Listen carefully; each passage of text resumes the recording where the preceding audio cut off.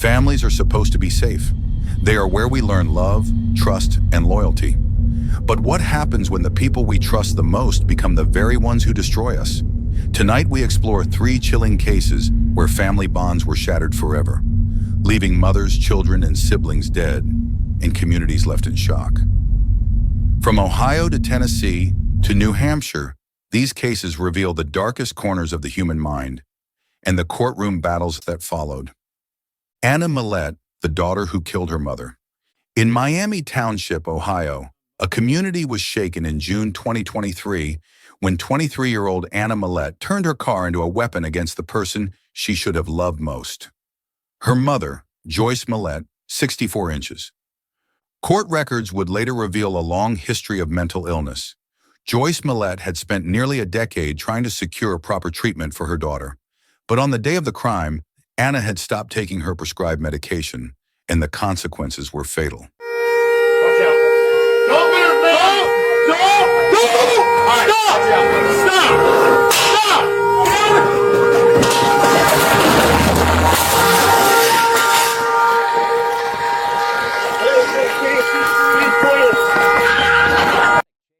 Anna used her car to pin Joyce against a garage wall.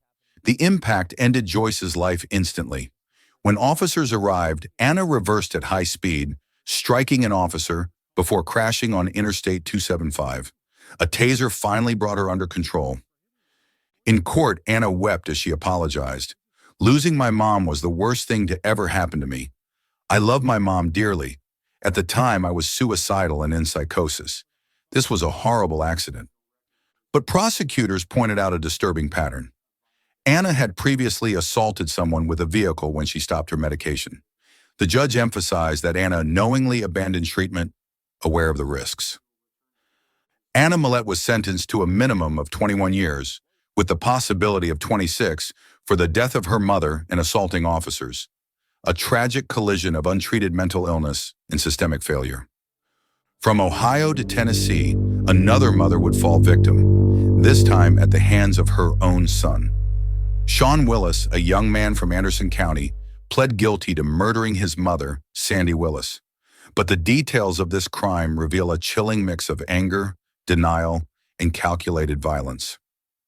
On April 20th, 2020, emergency responders found 44-year-old Sandy Willis unresponsive in her bed. Sean claimed at first that he discovered her this way, but inconsistencies piled up, raising suspicion. 2 weeks later, Sean confessed, during an argument over his cell phone, he had grabbed his mother's gun and shot her, first in the back of the head, then a fatal shot to the temple. In court, the Willis family listened as prosecutors laid out evidence: gunshot residue on Sean's clothing, forensic confirmation, and the chilling autopsy results. Courtroom scene. Judge said, "Mr. Willis, you will be sentenced to 30 years in the custody of the Tennessee Department of Corrections. There is no parole eligibility. Do you understand?" Sean Willis, voiceover reenactment. "I love y'all and I miss y'all. I made a mistake in life and I'm sorry. I hope you are open to a relationship in the future." 30 years behind bars for a mother's life stolen by her own son, a case of remorse that may never heal a family's grief.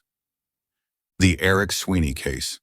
On August 3, 2022, police arrived at 56 Weathersfield Drive to find Cassandra Sweeney, 25, and her children Benjamin, 4, and Mason, 23 months, shot execution style. There was no forced entry, no robbery. The family dog never barked. Evidence pointed to one person, Eric Sweeney. Surveillance footage, ballistic evidence, and blood patterns all confirmed Eric's movements. He fired first at Benjamin, then Cassandra, and finally Mason, inside the home he had lived in. The plea terms were strict: no contact with surviving family members, no media profit, and restitution of nearly $30,000 for funeral and mental health expenses. But unlike other pleas, this was naked, leaving the sentencing fully in the judge's hands. On October 3rd, the court will decide: decades in prison or life without parole. 3 innocent lives cut short, a family shattered, and a community still searching for answers. Narrator, somber, reflective.